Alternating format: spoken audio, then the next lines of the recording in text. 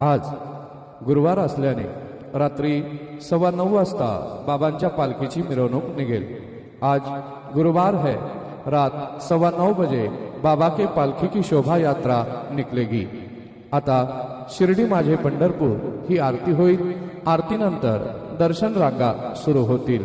अब शिरडी माझे पंढरपुर यह आरती शुरू होगी। आरती के बाद दर्शन कतार शुरू होगी।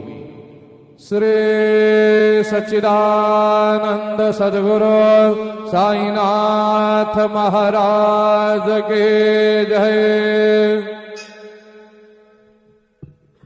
हरिः ओम।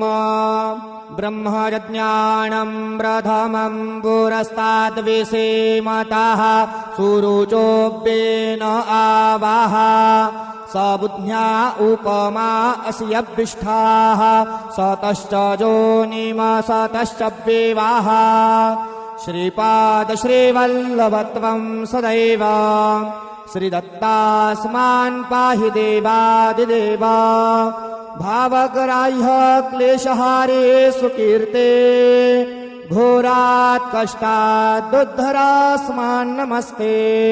गुरुर्ब्रह्मा गुरुर्विष्णु गुरुर्देवो महेश्वरः गुरुः साक्षात् परब्रह्म तस्मै श्री गुरवे नमः। सद्गुरु साईनाथ देवताभ्यो नमः।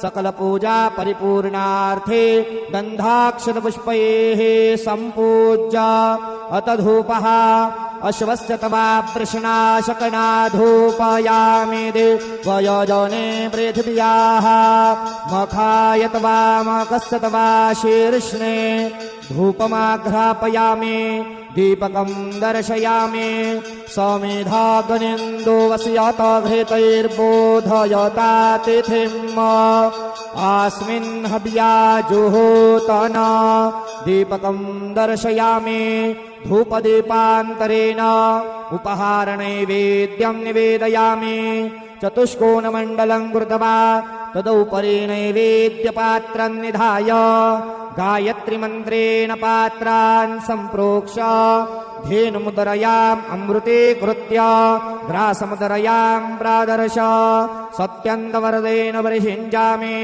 नैवेद्यं निवेदयामि। ॐ प्राणाय स्वाहा ॐ अपानाय स्वाहा ॐ व्यानाय स्वाहा ॐ उदानाय स्वाहा ॐ समानाय स्वाहा ॐ ब्रह्मणे नमः। नैवेद्यमध्ये पानीयं समर्पयामि पुनर्नैवेद्यं निवेदयामि।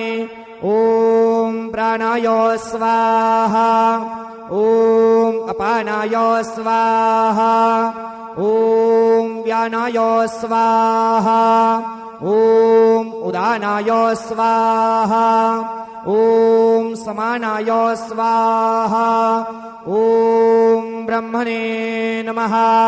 नैवेद्यं निवेदयामि हस्तप्रक्षालनं समर्पयामि मुखप्रक्षालनं समर्पयामि करोतवर्तनार्थे चन्दनं समर्पयामि। सद्गुरु साईनाथ देवताभ्यो नमः। प्रार्थना पूर्वकं नमस्कारं करोमि।